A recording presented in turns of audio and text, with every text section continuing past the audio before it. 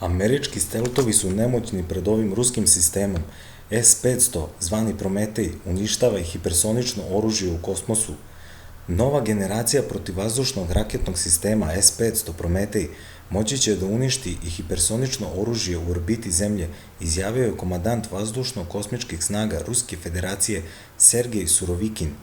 On je u intervjuu za list Crvena zvezda rekao da tehničke karakteristike S-500 pokazuju da je reč o prvoj generaciji sistema protiv kosmičke odbrane, prenosi agencija RIA.